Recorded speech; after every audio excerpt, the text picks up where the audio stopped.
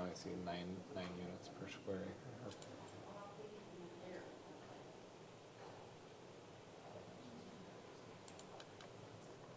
That is interesting. Because wouldn't you think that the legacy apartments or where the megaplex would be like 50? Well, they have a different agreement altogether. It's a different can of worms. It's different rules. All right, it's 7, so I would like to start this meeting and welcome everyone to the Centerville City Planning Commission. My name is Heidi Shugrud, and I'm the chair. We have 2 joining us in person. We have Tyler Ross and Sean Hoff, and then we have Mason Kerr, who is joining us virtually. This commission does need 4 members to vote, so we've made it work for tonight. We have, myself gets to give our thought or legislative prayer, and I've decided today just to offer a prayer. So I will do that now. Our dear Father in heaven, we are very grateful today for the opportunity that we have to gather and to learn more about the community of Centerville, and we're thankful for this opportunity to hear from residents and hear from an applicant, and we pray that thou will help us to think through things clearly and to understand the situation, and we are also grateful for this time of year that it could be around Independence Day and the 4th of July, and we're grateful for our freedoms that we do have, and we're grateful for that. And I say this in the name of Jesus Christ, amen. Amen. All right, we would now ask that if everyone would stand, we will repeat the Pledge of Allegiance.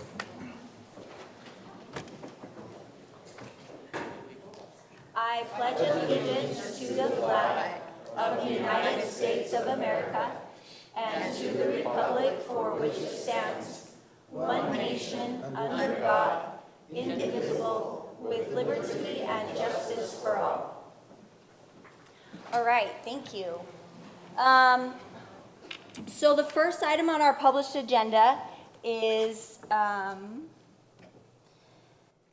set for a public hearing. It's the conceptual site plan for the Pheasant Brook Townhome Expansion Project. This is an administrative decision. So we will first hear from Whitney. She's going to explain the project to us. And then we'll have an opportunity to hear from the applicant. And then after that time, we'll have the public hearing will open, and we'll have the ability to hear from residents who wish to speak to the Planning Commission. I just ask that you keep your comments on target and on track for the topic, and try to keep them to 2 to 3 minutes each. If you would be so kind as when you step forward, if you could just state your name and your residence, that would be helpful for the minutes. So we'll just get right to it, Whitney. Let's hear what you got. Okay, so this is a conceptual site plan application for Pheasant Brook. They want to expand and create 12 new townhomes, 3 buildings, 4 unit building. So the first thing that staff looked at was if it was in line with the city's general plan, and we as staff believe that it is. It's surrounded by similar development, and it's getting rid of some incompatible uses like outside storage and things like that. The PUD, it will ensure that there's usable open space landscaping and other amenities that the general plan wants to make sure that they have. Table of uses, so this is considered a multifamily dwelling unit, and it's in the residential high zone, so a conditional use permit will be required of them. For the development standards for the RH zone, they've met most of them in this conceptual plan. The only one that they haven't is the permitted gross density. So for permitted use, they can have up to 8 dwelling units per acre, but they're at an average of 9. So they will have to get a conditional use permit for the density as well. And then hard surfacing, they didn't depict that on their application, but we're pretty positive that they can make that work. And then outside storage is no longer permitted, and so they're removing that nonconformity. Parking, they have plenty of parking. They are averaging 2.5 spaces per unit, and we only require 2. Landscaping, I'll get into more detail later in the report on that one, but they will need to provide 1 tree and 2 shrubs per dwelling unit. Screening, they're providing a dumpster, and they have a 6-foot screening proposed for that, so that meets the code. They're not proposing any signage. They'll have to work with the city engineer on easements for their utility connections and get utility provider letters from all the major utilities with their final site plan application. For fences and walls, they're getting rid of the sports court. So they'll get rid of that 10-foot high fence and install a 6-foot vinyl fence. And then additional development standards, these are just for the RH zone. We can kind of have a say in the architectural and exterior design standards, and they didn't really address that in their application, but the units look like they're going to be exactly what's already there in the development. But they'll need to address that in their final site plan application just to make sure. So landscaping. They currently have 30.5% of landscaping. Our code says that they need to have 40, but this development was built in the 1970s, so they're considered a nonconformity, and they haven't triggered any of the nonconformities that need to be brought into compliance. So they're going to have 30.9% after the development if it's built, which is actually increasing the amount of landscaping, so they're still good as far as in staff's opinion. And then as I mentioned before, they'll need to provide 1 tree and 2 shrubs per dwelling unit. They'll also need to provide a 20-foot buffer between them and the development to the west because it's low density or low residential. And they will also need to provide at least 1 tree for every 500 square feet of landscaped area. So that's kind of the landscaping. Corey might have more to say on that later. They're not proposing any roads, so we don't really need to be concerned about that. And then just a plug about the conditional use, they'll need to apply for that for the density. And then if they want to sell these units, hold on. If they want to sell these units, they'll have to amend the PUD subdivision approval, so they'll have to go through the subdivision process, and that's different. If they don't want to sell them, if they just want to rent them, they can just finish the site plan process and get building permits. So we're proposing 2 potential motions. The first is to table if you feel like they need to address things before they move on concerning landscaping and design standards. You can table it. If you feel like you have enough information to move forward and just want to condition those for the final site plan application, we've also put in a proposed motion to accept it. So that's our report. Do you have any questions? I have a lot of questions. Go for it. Is it now my turn to ask all my questions? You can, have staff, yep. Help me understand when you say that you mentioned that you said it's non-conforming because it happened in the 1970s, it's non-conforming. So my understanding is that the Centerville City Code does not allow increases in non-conformity. So how do you square that? So the code says that if the development was approved and it's a non-conforming development, it's basically good to go. Is that? It's Yeah. allowed to It's continue allowed to be to non-conforming, but the code states you're not allowed to increase, Right, but they're Yeah, not you increasing. but they're increasing the density, But the density is not the nonconformity. Yeah, it's just the landscaping. just the landscape. Landscaping. Yeah, and they're actually increasing the landscaping by 0.4%. So the density is not nonconforming. The use is not nonconforming. The structures are not nonconforming. We have other nonconformity. When we look at the other nonconformity, that addresses signage, parking, landscaping, and so forth. In that other nonconformity section, it says if you are consistent with your plan, okay, in this case, we're going to talk about parking and landscaping and signage, not the use or the density. It says in there, as long as you comply with that plan and you don't decrease or increase the degree of nonconformity, so they're actually adding a little bit of landscaping. So taking out some hard surfacing that's already there, some of that hard surfacing is replaced with the structures. But in that, you're adding a little bit more landscaping, so you're not increasing the degree of nonconformity. If it went from 35.5 to 35, that would increase the degree of nonconformity. They're actually increasing it. So the question becomes is when is that other nonconformity triggered, though? That's the question. What triggers it? And if you look at those, there's 3 triggering events. One of them is commercial. We're not dealing with commercial. The other one's industrial. We're not dealing with industrial. The other one, and this is where I would say when we reviewed it and why it's such a difficult thing to try to put the code language around it, is just says if you increase more than 30% of your building area. Well, it's really easy if you have one building and you do an addition. If that's less than 30% increase, you still don't have to bring the nonconformity up. Here we have multiple buildings, but it doesn't address, and I think this is where we probably have by code construct, it's really thinking of a single site development. It's not really thinking residential Could you multifamily. lump all buildings and just That's the way we looked at it. math equation it out? Math equation it out, and you're below the 30%. Okay. So it Good. doesn't trigger that element. And so we have to use that plain language of the ordinance, which, from our perspective, when we reviewed it, we had several days of different discussions in this, this is probably where the construct of the nonconformity left simple, didn't really take into redevelopment scenarios in multifamily projects. It took into consideration probably, in theory, one building, one site, making some additions.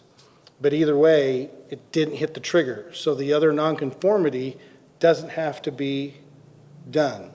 Now let's just, for the sake of discussion, say, what would be the flip side of that argument? The flip side of the argument is currently, today, it says 40%, but you can reduce it to 30. How? Waiver of strict compliance. Did they have one? They don't need one, because we've taken the position that they're nonconformity and it doesn't trigger. Okay. So on either side of the coin, there's ability to go to 30. They're not using the today's standards, we're using the nonconforming standards. But if you did disagree with the nonconforming parameter, It's the waiver of strict compliance. Planning Commission. But you're saying they don't need one? Not our positioning with the code language, because Okay. they are complying with the extent of a 35.5%. My next question has to do with the ordinance 124190, which does allow for an increase in density, but that must be approved by the city council. No. It's by the Planning Commission. Planning Commission, so you have a permitted density where you don't have to ask for anything. You get 8 units an acre. Automatic. You meet the parking, you meet the landscaping, you meet the heights, setbacks, buffering. You get 8, we don't question the 8. So you're If- saying that if you- the PUD and the code allows the planning commission to approve the increase? Yes, In the so, density. so the density in the R8 zone says from 9 to 12, you can have up to 12 With the condition, with the issuance of a conditional use. The caveat is you get it as long as you can mitigate impacts. So the step in the process is if they want the 9, we need to go through the conditional use permit review process, which is typically done. The Planning Commission traditionally doesn't want to issue a conditional use permit at conceptual, but conceptual is not technically vesting you for the project. You're just aware of it, made aware of it, they come in with their final, and they make the argument of, here's the things that we don't think are impacts, or these we agree are impacts, here's how we mitigate them, and then we decide whether you can have up to 12. They're not asking for the full 12, they're asking for the 9. But we'll usually review that traditionally at final site plan to discuss it. Preliminarily, thoughts are impacts is, you know, we would look at the buffering in relationship to surrounding properties. If they put the 25-foot buffer in, that met the minimum. So the question is do they need more than that? The infrastructure to make sure that the impact of infrastructure and additional services are available to them. Those are the types of things that we think would probably be reviewed and determine whether they need to be mitigated. So is this 9 units per acre, is this for the whole Pheasant Brook This is the community? whole, This isn't just for whole that? Pheasant Brook community. Okay. Yeah, that was the most difficult part, to try to go back in and recreate, even for the applicant. We've had long discussions, is to go back out and find what is the overall landscaping for, because we focus on the landscaping in the ordinance. Amenities are kind of a sidebar of what goes on in the landscaping. The landscaping is the plain language, is you have to have this landscaping. So how much and how do we recreate that? And we spent time with the applicant and an engineer that they hired to try to get to what that original calculation And was. what, out of curiosity, did you do the math to see how many units they could have to stay within the max of 8 units per acre? Well, they're at 9, so I think, Well, I but think I they mean- were just under 8 with the original, and it steps them over 9 with the new. And so adding any units would basically put them over, Yeah. Well, there's probably a few One or two. units that can get in there by, but adding 12 units Yeah. puts them up? Yeah. Okay. Tyler, do you have any questions? No, that answers my question on the gross density issue. And I guess along with that, across the freeway, we've got the legacy apartments that are obviously more than the, yeah, they're a different type of development. how does They're- that work? They're in a commercial plan development, so that was commercially zoned. And the density allowed for the West Centerville plan was 15 units an acre gross and 24 units an acre net. Okay. Mason, do you have any questions? I do. Page 29 shows a proposed fence. It's in pink for the dumpster. But then if you look at like some of the other pages, page 26, for example, I know it's not to scale, but it looks like that proposed fence would be on top of a sidewalk.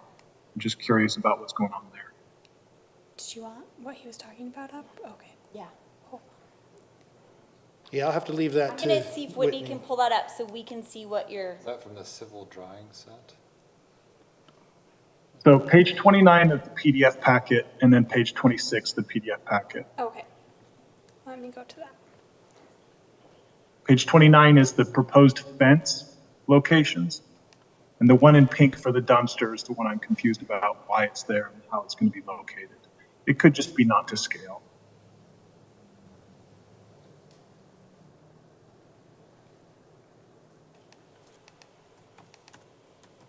Yeah, this is Eric Wood. Hi, everyone. It's just a scale issue. We haven't had our landscaping professionally done yet, but we plan to, and that'll be ironed out in the professional renderings. But currently, there's dumpsters in that space where the garbage is taken. So our proposal here is to fence that in that area where you'll see the pink. But the other rendering is just not to scale, so that's something we'll work in with the landscaping plans. so I'm guessing Eric Wood is our applicant? Yes, he is. Oh, okay. Thanks, Eric. We'll let you respond to all of our questions after the Planning Commission has a chance to ask all of their questions. So hold tight for a second. Mason, do you have other questions? I do not, thank you. Okay.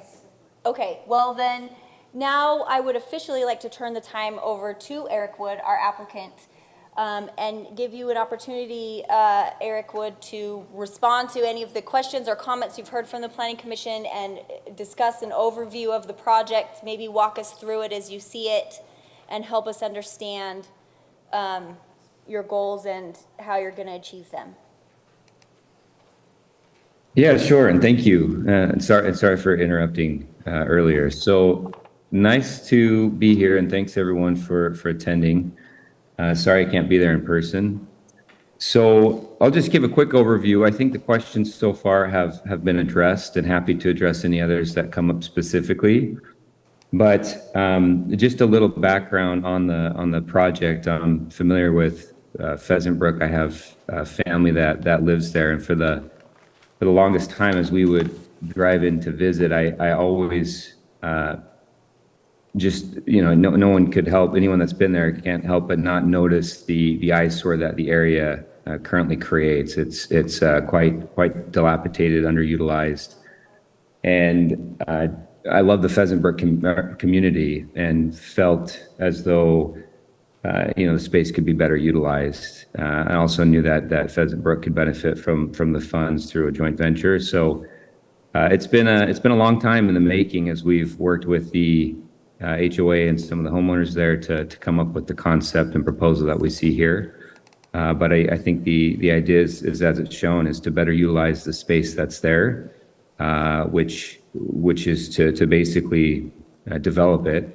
As mentioned, we're actually increasing the amount of green space in the community by doing it. And the goal is to just make it a more appealing, attractive area while also putting some money in the HOA's pocket so they can accomplish a couple of their financial objectives. So that's the story. I have a home in Centerville and very familiar with the area and community. And our goal is to just blend it right in. So we're not bringing anything different design-wise. Our architect has matched the current design of the community. So it's not going to be something that stands out or differs from what's already there. The goal is just to have it blend in and better utilize the space.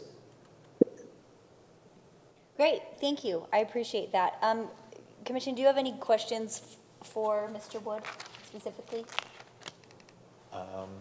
I don't, but I echo Eric's comments as well. I actually worked for Pheasant Brook as a grounds crew like 25 years ago, mowing the lawns, doing all that stuff. And so I know this area where they're doing it very well. And it was dilapidated 20 years ago, let alone now.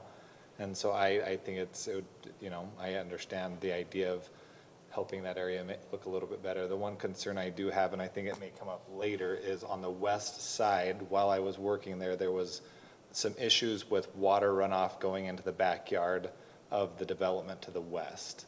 And Eric, can you speak at all to what would, from what I could see in the plans, there wasn't much talk about topographical mapping in order to mitigate that. Can you talk at all to that?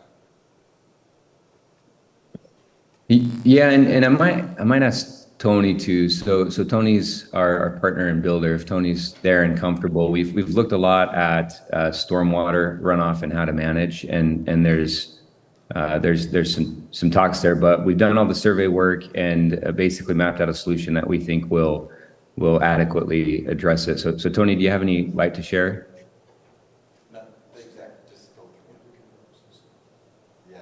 As we get further along in the project, just to make sure that there's sufficient contained runoff from the houses.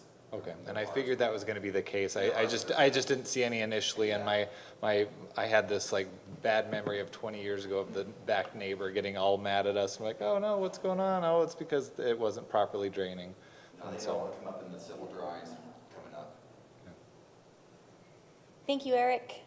Thank you. All right, I would officially like to open the public hearing. So if residents or anyone from the public would like to come up to the microphone and, again, share your name, share where you live, and keep your comments to about 2 to 3 minutes.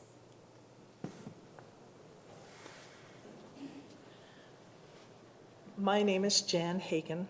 I live at 852 Brookside Lane in Pheasant Brook. I currently serve on the HOA board there. I am here just to plead with you to pass this. We had a vote, the HOA community, the majority weigh in favor of this. The financial gains are hugely needed because it's becoming somewhat of a blighted area with all the deferred maintenance in recent years. And we need this desperately to make this a more beautiful, more valuable, more livable community. And so we're asking that you approve it. We know it'll inconvenience some of our residents temporarily to have a dusty construction zone. Anyone that's previously built homes where that took place beside me, but that's the real world. We can't not ever build. And so I ask that you approve this, and I'm representing the board and all those residents in Centerville's Pheasant Brook community that voted for it. Thank you. Thank you, Jen.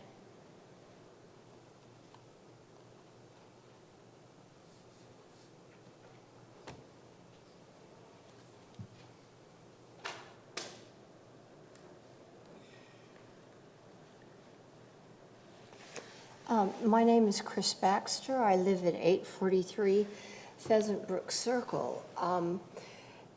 My situation is probably a bit unique. We're snowbirds, and so we returned here in May 23rd. We'll be here until November 1st. I have heard we have always been interested in Pheasant Brook, and we were able to buy a year ago last March. We're tickled to be there. My concern is I have heard about the development for 3 or 4 years now, and my question to you as a city council is why the delay? Why so much time? My father's a contractor, a very successful one. I would think the city would be anxious to have this go forth. I'm really not understanding why we have this delay. Thank you. Thank you.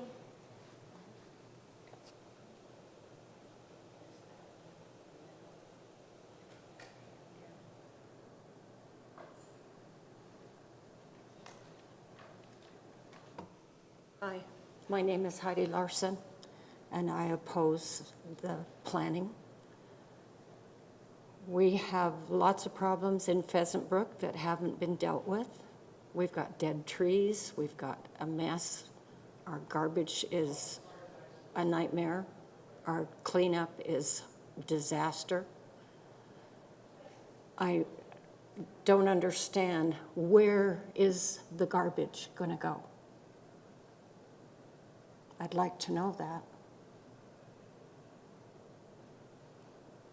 We have nowhere in Pheasant Brook that it can go. So just based on the information, I'm not for it at all.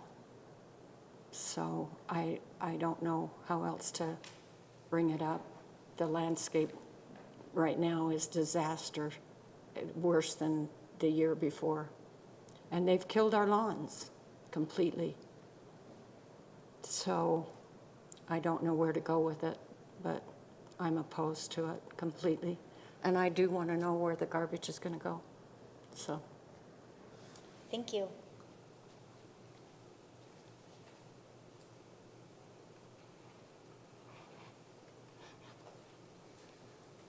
Hi, my name's Rena Wood, and I live at 287 Brookfield Lane in Pheasant Brook. And I just wanted to say I'm for it. I agree with it, and the reason why, it is an eyesore. Driving by, it's just garbage, and it's just an ugly thing. And like the previous, like Heidi said, I think the added funds that the HOA will get will help improve the lawn and the landscaping there. So I just think it's a win-win situation. Thank you. We pay $240 a month. Piney only pays $150 a month, and we can't balance our budget.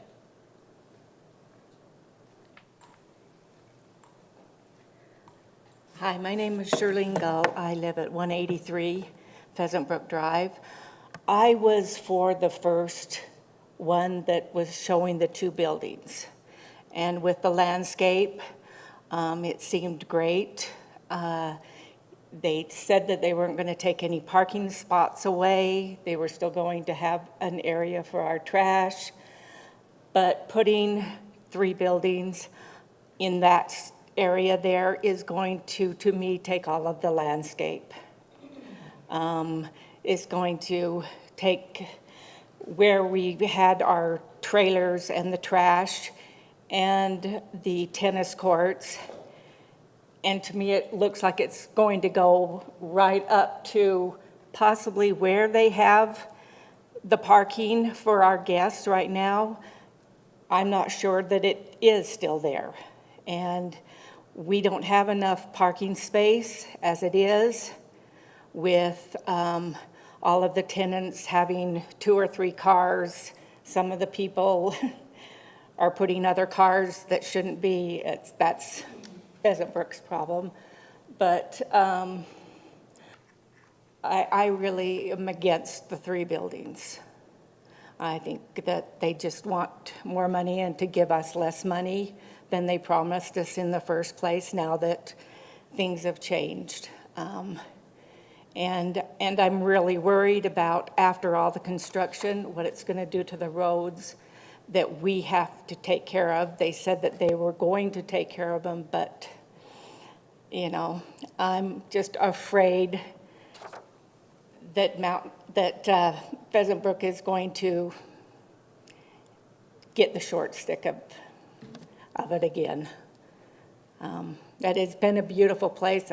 I've lived there for 30 years, and, you know, yes, it's been going downhill really fast, but I just don't want us to be taken advantage of again by just putting too many buildings. I go for the 2 buildings, but not the 3. Thank you. Thank you. Very short. Yes. I spent a year looking for a place. My husband and I decided that Pheasant Brook was number 1. We also like Spring Tree and Murray. I have looked at HOAs. It takes a great deal of money if you have a stream and 2 ponds, 17 acres of parkland, of grassland. That's unheard of in Utah. I spent day after day after day on that computer looking at condos in the Salt Lake County, Davis County, South Ogden, North Lehigh. You have a tremendous resource here. And for Centerville not to invest in it is a grave error, in my opinion. 240 is a very low HOA. The only other one I found that was comparable was the Willows in Murray. They have a stream and 2 ponds, a pool, and a clubhouse, and they charge $336 a month. Come on, think about this. It is an asset for Centerville. Thank you, Chris.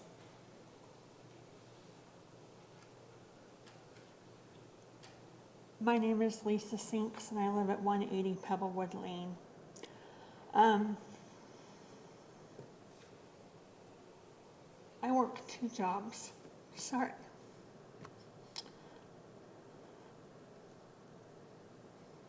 Just to make ends meet. Some people can afford having 2 homes. Some people can afford to be a snowbird.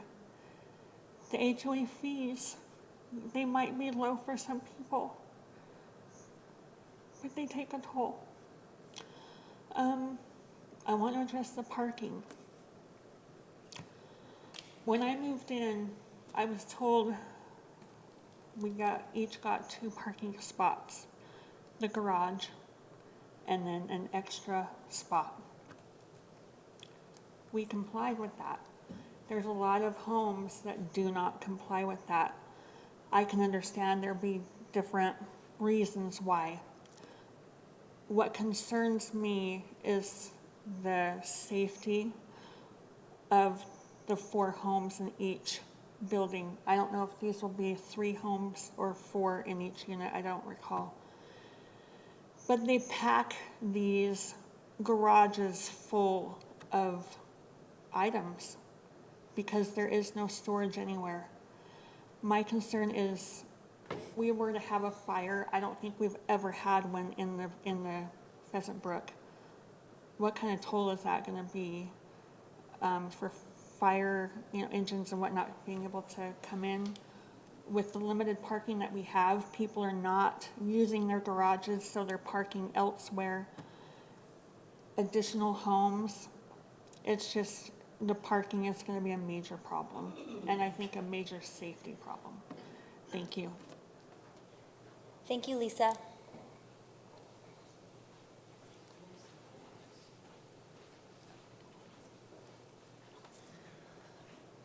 I don't think there's anyone that wouldn't admit it's an eyesore.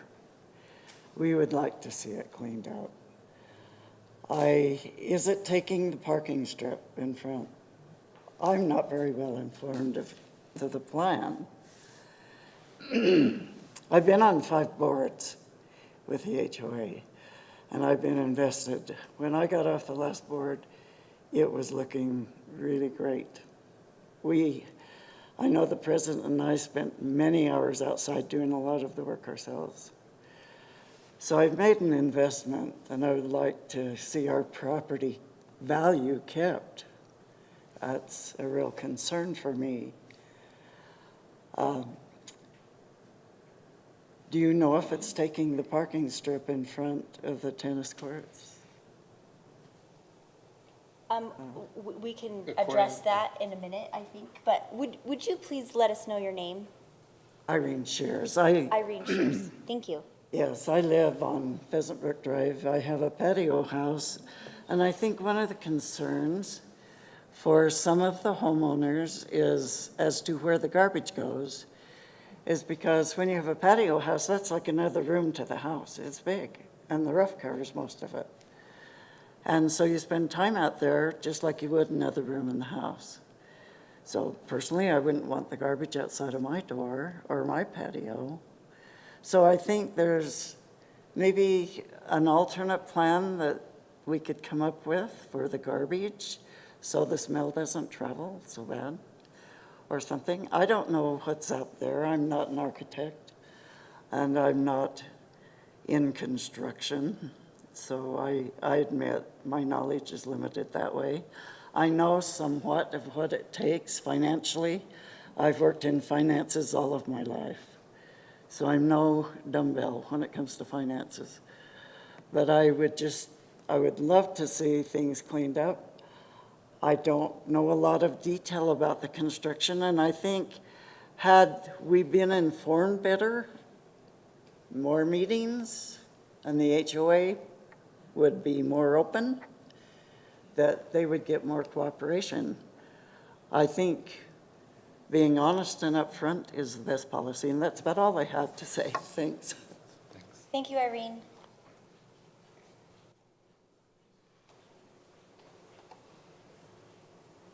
My name is Judy Larson, and I live at 347 Pheasant Brook Circle. And I have been on the board in the past. I am not currently. So I kind of understand the finances and how short we are on money. I did some investigating, and probably between the repairs needed on the RV lot, which should be condemned actually, and the tennis courts to refurbish, to redo those, would cost probably over $300,000. We don't have enough money now. And so I don't understand why anybody would want to keep that eyesore and not make it productive, where we're getting more people in who are paying their HOA fees. They would be brand new properties. They wouldn't need a lot of upkeep like some of ours do. And I just think it would be such an asset. I don't understand anybody opposing it. Thank you. Thank you, Judy.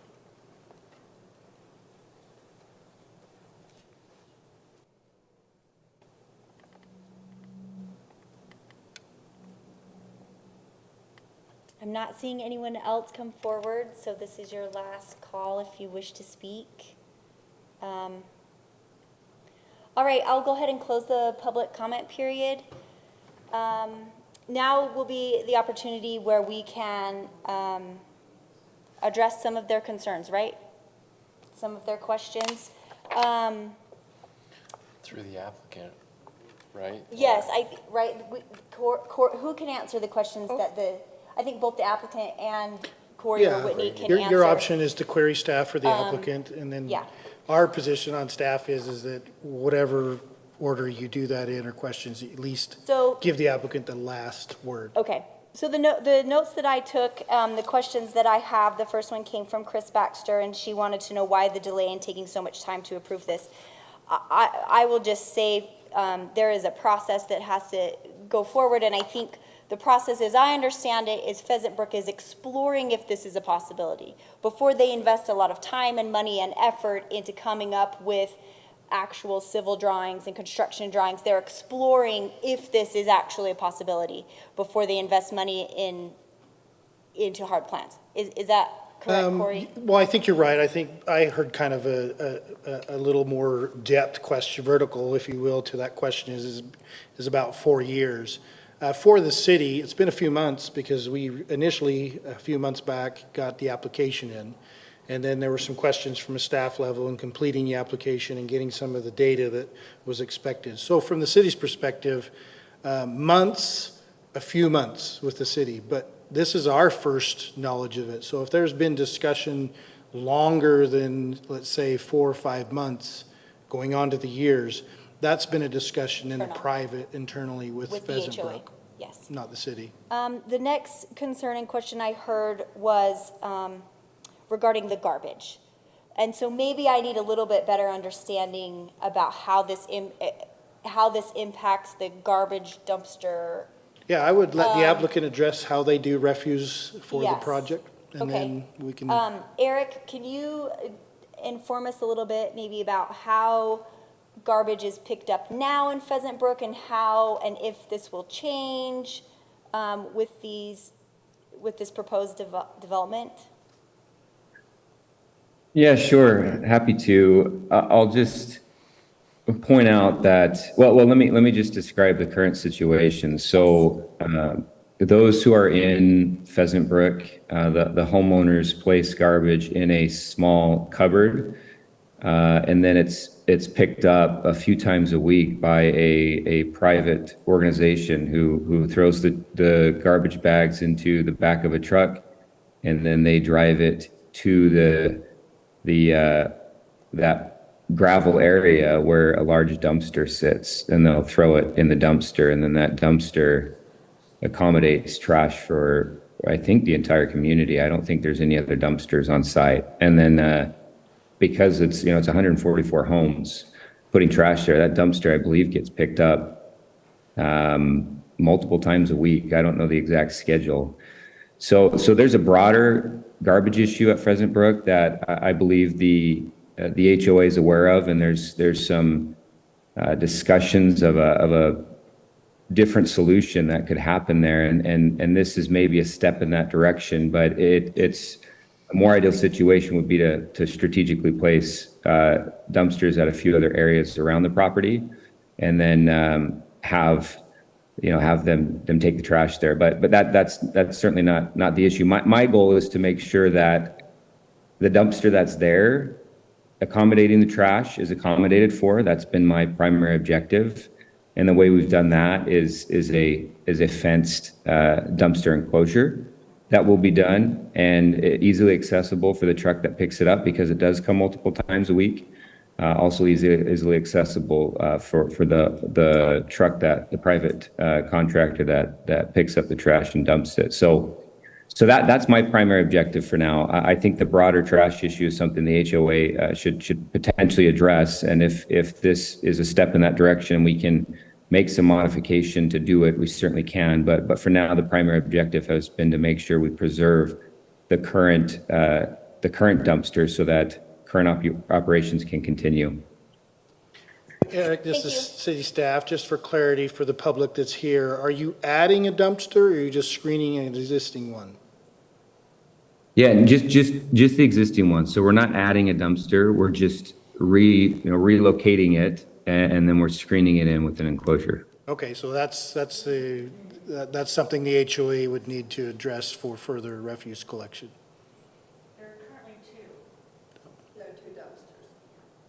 So Okay. Eric is stating his design is only going to impact one of them, and he's going to maintain, am I understanding that right, Eric? You're going to impact one of them, and you're going to maintain access to the one in the area that would be impacted? Relocated. Yeah. Sorry. Yeah. So when you say there's two in the location. There's one location with two, correct? That's what we're saying. Oh, okay. Yeah. Got it. Yeah. So that's what we'll accommodate for is those two will be within the enclosure. So we'll accommodate, you won't be losing any dumpsters with the situation. You'll have the same dumpster capacity. We're just relocating it and putting it in an enclosure. Yeah, and I think that's something the HOA can discuss with you, Eric, of whether there's an opportunity to add to that as part of further applications, and they can have that discussion privately. Right, if they're increasing their density and their number of residents, there's the potential you might need to increase a dumpster. Right. But that's something they can address that's not really applicable. Well, but that's also something we can talk about, an impact for the dwelling units too. When you discuss a conditional use, Yep. right? So that's why I'm Okay. trying to find a clarity, is existing or new, because I think that there's potential opportunity to, if we're adding the density, to construct another dumpster Yeah. as a part of it. Because if they're already talking about it being too much, adding 12 new units is gonna just make the problem worse. Yeah, yeah. So I think that's something that, good feedback. Yep. This public process Yeah. for the applicant and HOA to think about. The next question I heard was from Charlene, and it was her concern regarding the parking.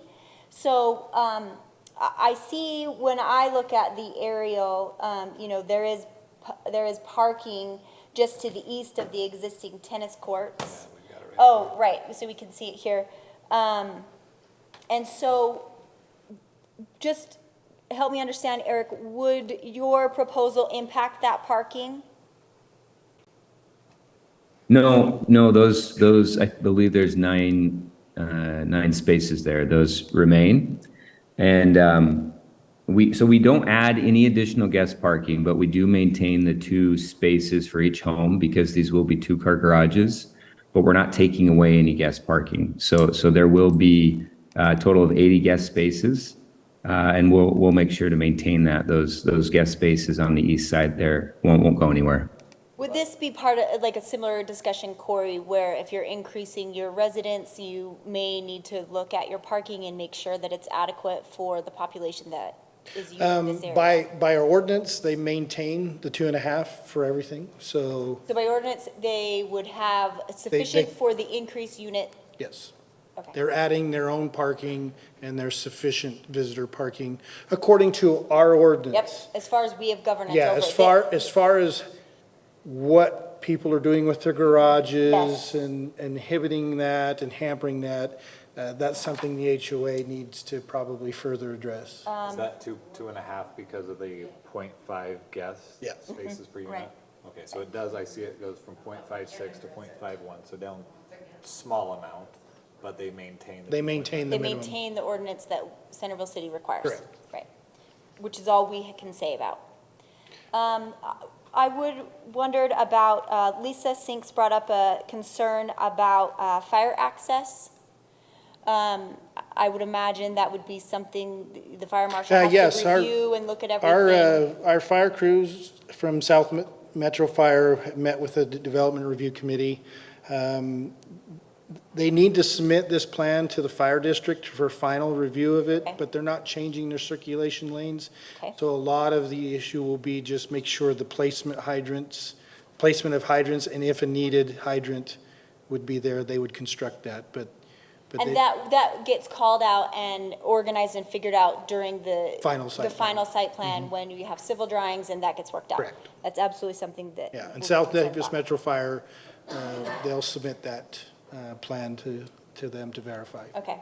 Irene had a concern about the curb and the gutter along here. I believe that's something that also gets taken care of when your civil plans come through. I would imagine there would be a curb and gutter surrounding Yeah, I don't the know if there's development. existing, I kind of maybe was unclear on the question. Was it occupying park space, or are people parking along there and now? Well, when I go to the like Google Street View, there is a sidewalk with a small curb and gutter that goes along There's the no side gutter, of it's the just raised. tennis. It's like a like a raised curb. Raised curb, yeah. Potentially not a full 6-inch gutter.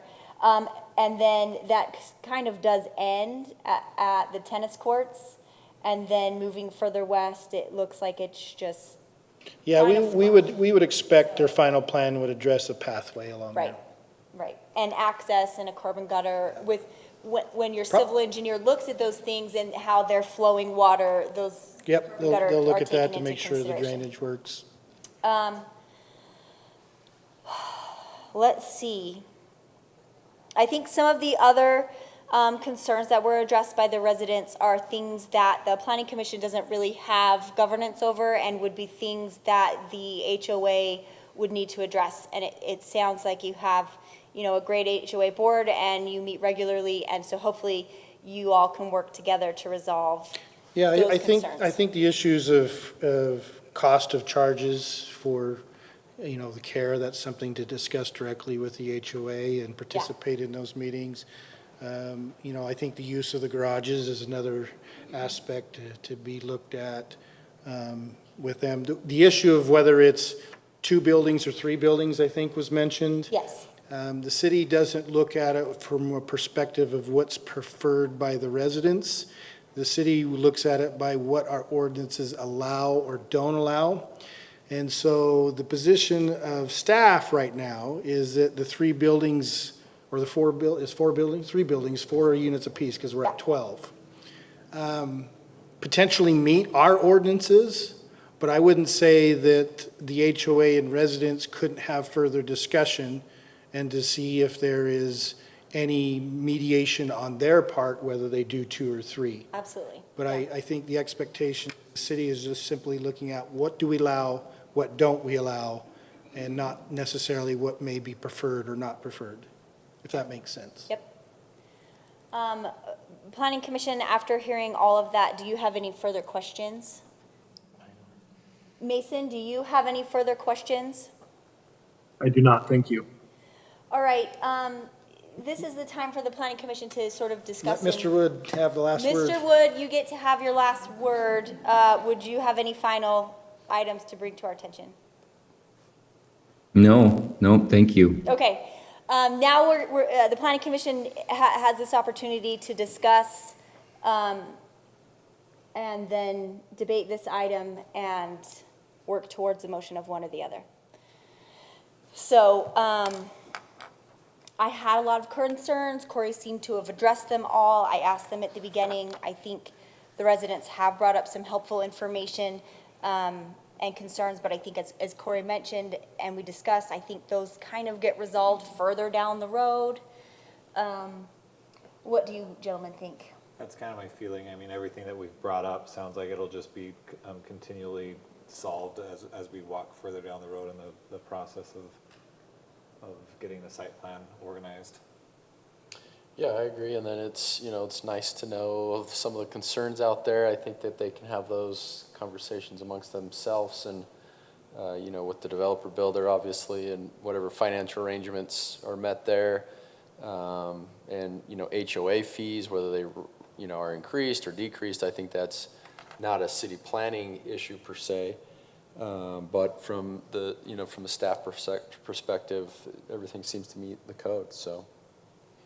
I think everything doesn't quite seem to meet the code.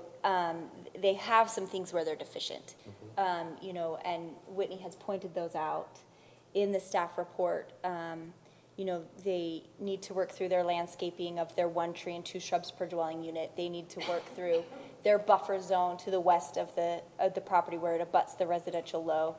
They need to work through a couple of things. So I think they can do that, but the question is, does the commission have a desire to table this and seek the applicant to refine their application a little bit more, or can the commission accept this with the directives that they need to make their modifications? I don't know. I feel like it could go either way right now. I mean, tabling it or pushing it through would give them the approval to get going on it and solve the problems, and tabling it would just push it back maybe a little bit. What do you feel, Tyler? Yeah, no, I think they're on the track to meet code, like I said earlier, and I feel comfortable moving forward with it as long as those things that staff have obviously pointed out are addressed in their next step. Mason, what are your thoughts? My thoughts, I've expressed in the past about my hesitation on passing things forward through conceptual when they feel half-baked. The commission may recall, I think the last one that I voted against was one where there was like a floodplain or an Army Corps engineer issue, something significant. This does not seem half-baked. It's mostly baked. The issues that still remain that are outstanding, I think, can be passed forward to the next phase. So I would be inclined voting in favor of approving it at this conceptual phase, given that there's nothing in the code that can either not be addressed now or in the future. I would agree with Mason's summary there. He said it very well. So I'd like to make a motion for the Planning Commission to accept the conceptual site plan for the Pheasant Brook Part 6 PUD subdivision parcel with the following directives, 1 through 6 as written in the staff report, with the suggested actions, suggested reasons for actioning A through C. I second it. All right, we have a motion and a second. We're now going to vote on it. Mason, we're going to start with you. Aye. John? Aye. Aye. Aye. Aye. All right.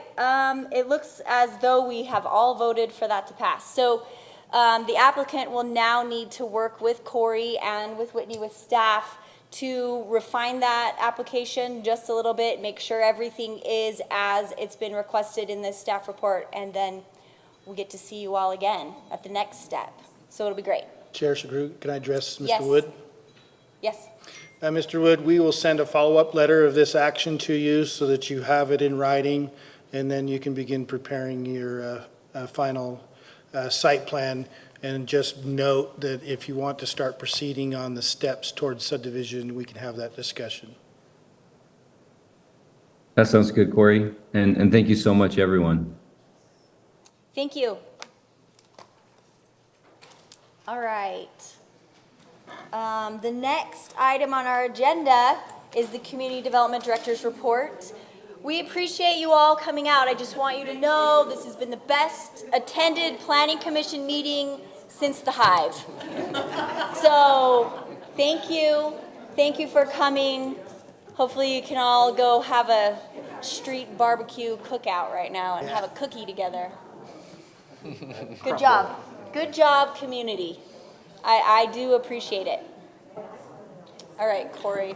Okay, hopefully I got the date right. Yeah. July 12th. I almost didn't July show up tonight 12th. because of that. Yeah. We do have applications that are finally rolling in complete. Whitney's done a great job to get the applications complete, and so they're coming through. We still have a couple of more outstanding. So we do have a meeting scheduled for you, July 12th. I didn't put it on the agenda because it wasn't out yet, but I have submitted a letter of resignation for the end of this year.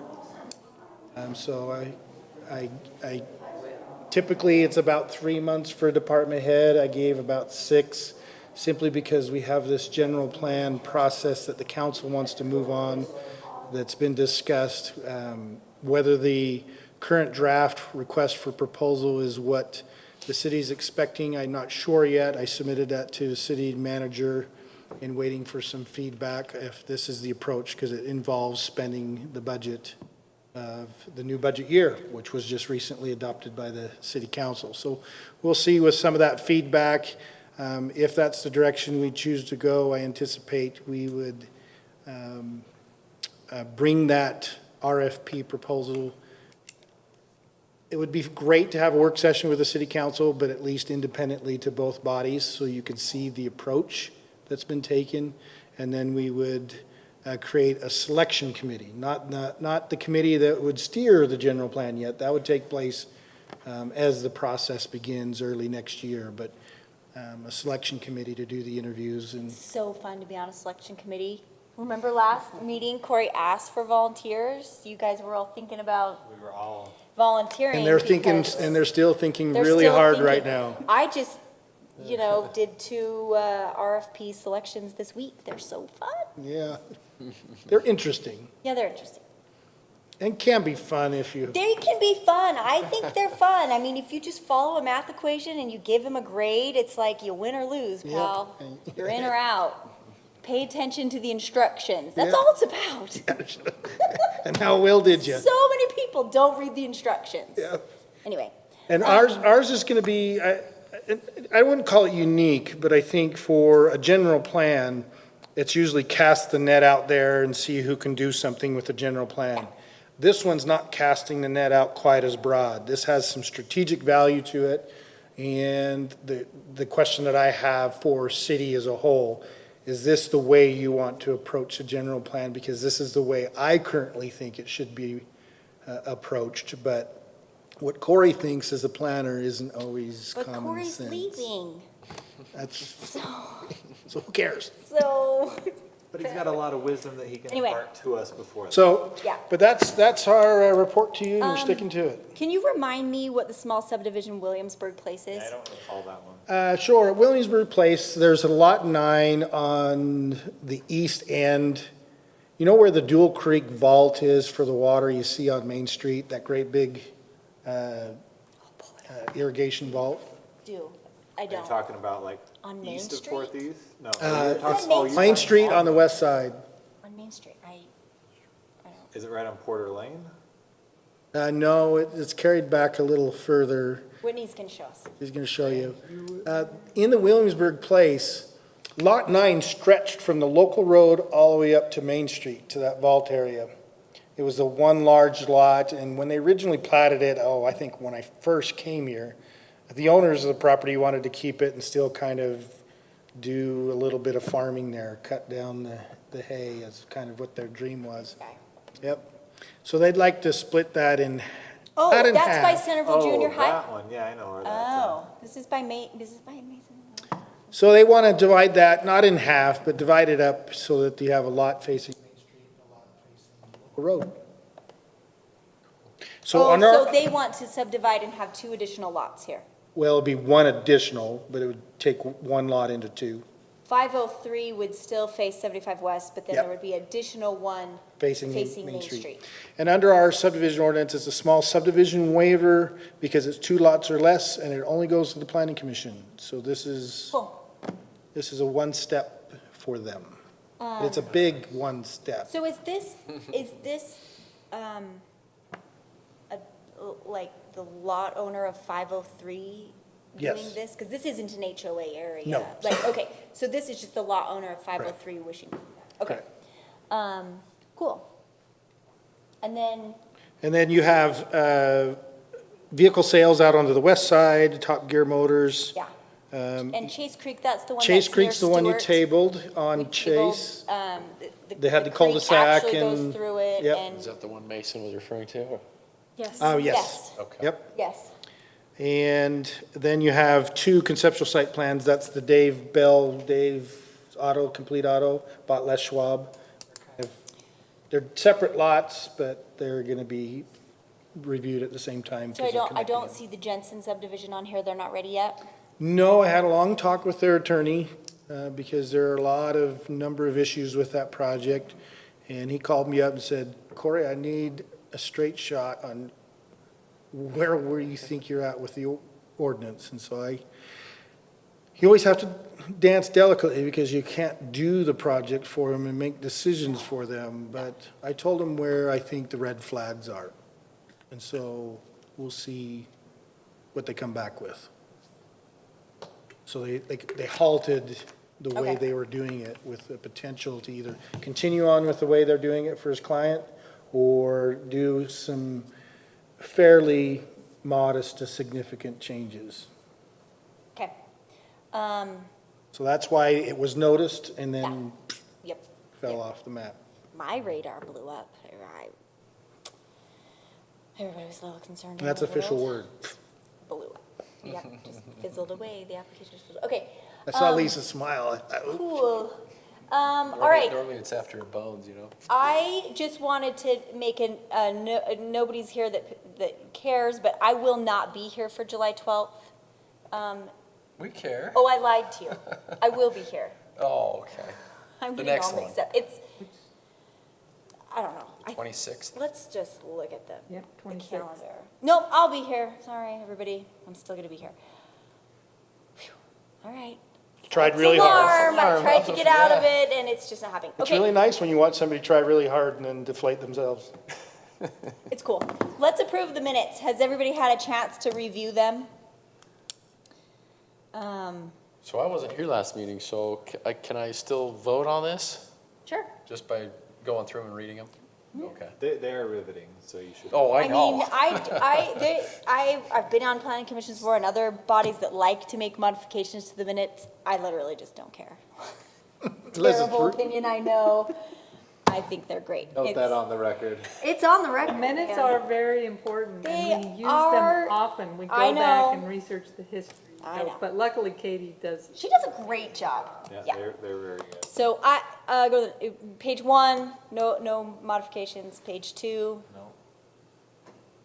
I think we only had 2 pages, so. I'll make a motion to approve the minutes. I second the motion. Great. We can vote this one together. All in favor? Aye. Aye. Aye. Thank you, Mason. All right. I think I would entertain if anyone has any lasting comments to make before we close. Did you hear the lady's cell phone go off after we approved everything? Was It was that the a ding? bells Is that going what it off. was? Bells? Yeah, I thought that was kind of funny. Some of them started laughing back there, you know? Bing, bing, bing, bing. The approval bells. All right. Well, then I'll make a motion to adjourn. You've done so good tonight, seconding. Well, so- I second the motion. Great. We have a motion and a second. All in favor of adjourning? Aye. Aye. Aye. Great. Mason, Mason, have a good time. enjoy your vacation.